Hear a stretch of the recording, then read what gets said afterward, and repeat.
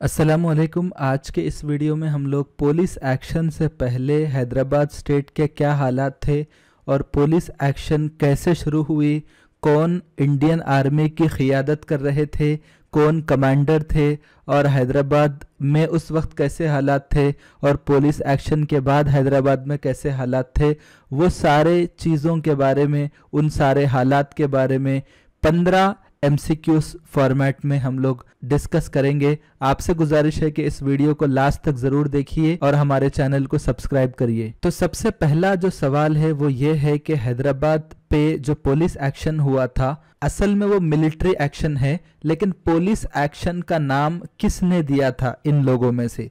वल्लभ भाई पटेल ने दिया था, जवाहरलाल नेहरू या सी राजगोपालचारी या बलदेव सिंह? इन लोगों में किसने इस मिलिट्री ऑपरेशन यानी इस फौजी कार्रवाई को पुलिस एक्शन का नाम दिया था? तो हम अगर जवाब देखें तो सी राजगोपालाचारी, इन्होंने इस मिलिट्री ऑपरेशन को ऑपरेशन पोलो का नाम दिया था, यानी उसका दूसरा नाम पुलिस एक्शन है। तो ये सी राजगोपालाचारी कौन है बोले तो इंडिया के लास्ट गवर्नर जनरल थे और इन्होंने 21 जून 1948 से लेकर 26 जनवरी 1950 तक अपने इस ओहदे को संभाला था। उसके बाद इंडिया में बाज़ाब्ता हमारे पास जो है कॉन्स्टिट्यूशन बन गया, तो वो ओहदा भी ख़त्म हो गया था और ये first Indian born governor general है, क्योंकि इससे पहले जितने गवर्नर जनरल्स थे वो सारे ब्रिटिशर्स थे।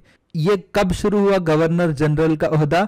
1835 में लॉर्ड विलियम बेंटिक, ये फर्स्ट इंडिया के गवर्नर जनरल थे। अब सेकंड क्वेश्चन ये है कि किस तारीख को ये ऑपरेशन पोलो शुरू किया गया था इंडियन गवर्नमेंट की तरफ से हैदराबाद स्टेट पे? तो 4 ऑप्शंस है, 10 सितंबर, 12 सितंबर, 13 सितंबर या 17 सितंबर। तो इसका जवाब ये है कि 13 सितंबर 1948 को ये पुलिस एक्शन शुरू हुआ था। नेक्स्ट क्वेश्चन ये है, इंडियन आर्मी के साउथर्न कमांडर इन चीफ कौन थे इनमें से जिन्होंने पूरे ऑपरेशन पोलो को प्लान किया था? यानी ऑपरेशन पोलो की पूरी प्लानिंग जो है इस ऑफिसर ने किया था और ये ऑफिसर जो है इंडियन आर्मी के साउथर्न कमांडर इन चीफ थे। तो अगर हम इसके 4 ऑप्शंस हैं, चारों ऑप्शंस को देखने के बाद इसका सही जवाब है EN गोड्डार्ड। ये जो है इंडियन आर्मी के साउथर्न कमांडर इन चीफ थे और इन्होंने ही पूरे इस ऑपरेशन पोलो या इस पुलिस एक्शन की पूरी प्लानिंग इन्होंने ही बनाई थी। और नेक्स्ट क्वेश्चन, जब ये ऑपरेशन पोलो हो रहा था तो इंडिया के कौन होम मिनिस्टर थे? तो 4 ऑप्शंस है यहाँ पे, चारों ऑप्शंस को हम देखने के बाद इसका जवाब है Sardar Vallabh Bhai Patel was the home minister of India at the time of Operation Polo. अब नेक्स्ट क्वेश्चन है क्वेश्चन नंबर 5 के हैदराबाद के उस वक्त आर्मी कमांडर इन चीफ कौन थे? जब पुलिस एक्शन हो रहा था हैदराबाद में उस वक्त कौन आर्मी के कमांडर इन चीफ थे? तो यहाँ पे 4 ऑप्शन है, जनरल अल इदरूस, सर रॉय बुच्चर और बलदेव सिंह, VP मीनन। तो इसका जवाब है जनरल अल इदरूस। इनका पूरा नाम है सैयद अहमद अल इदरूस नाम है इनका, और ये जो है हैदराबाद स्टेट के कमांडर इन चीफ थे, आर्मी के कमांडर इन चीफ थे। अब हमारा 6वां क्वेश्चन ये है कि जब ऑपरेशन पोलो हो रहा था तो उस वक्त Indian secretary of princely states कौन थे? ये एक ओहदा है, हम इस ओहदे के बारे में अब जवाब पता करने के बाद हम पढ़ेंगे। तो यहाँ पे 4 ऑप्शंस है, तो अल इदरूस है या सर रॉय बुच्चर है या बलदेव सिंह है या VP मीनन है? इनमें से कौन ऑपरेशन पोलो के दौरान Indian secretary of princely states थे? तो इसका जवाब है VP मीनन। तो VP मीनन एक ऐसे ऑफिसर हैं जिन्होंने, आप जानते हैं कि जब इंडिया आज़ाद हुआ था तो 580 से ज़ायद जो है इंडिया में प्रिंसली स्टेट्स थे। अब उनके अंदर उनको जो है इंडियन यूनियन में इंटीग्रेट करने के लिए उनको भरोसा दिलाने की ज़रूरत थी तो एक डिपार्टमेंट कायम किया गया था जो कि मिनिस्ट्री ऑफ स्टेट्स के नाम से।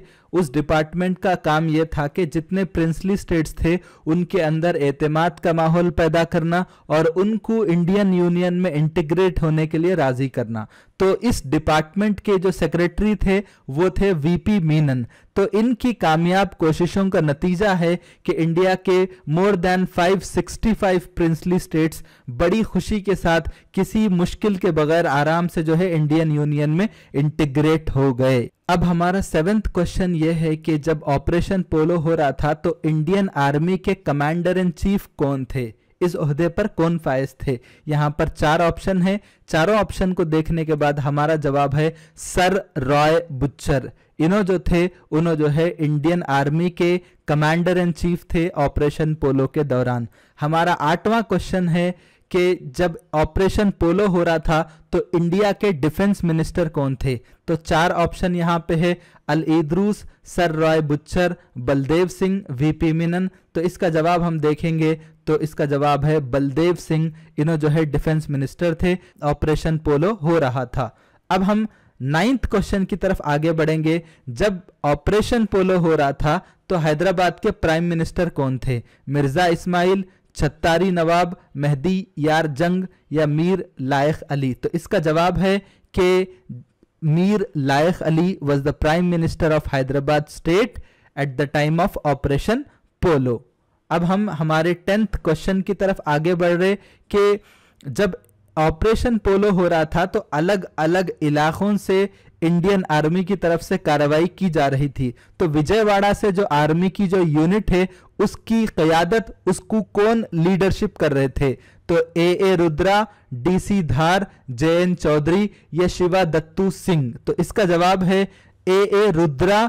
इन्हों जो है इंडियन आर्मी की लीडरशिप कर रहे थे जब विजयवाड़ा से जो है वो कार्रवाई कर रही थी ऑपरेशन पोलो के दौरान। इस 11th क्वेश्चन में हम लोग ये पढ़ने वाले हैं कि ऑपरेशन पोलो होने के बाद, शुरू होने के बाद, वो कौन सा पहला शहर है जहां पर इंडियन आर्मी को कामयाबी मिली थी, जहां वो लोग उस एरिया को, उस सिटी को कंट्रोल करने में कामयाब हो गए थे।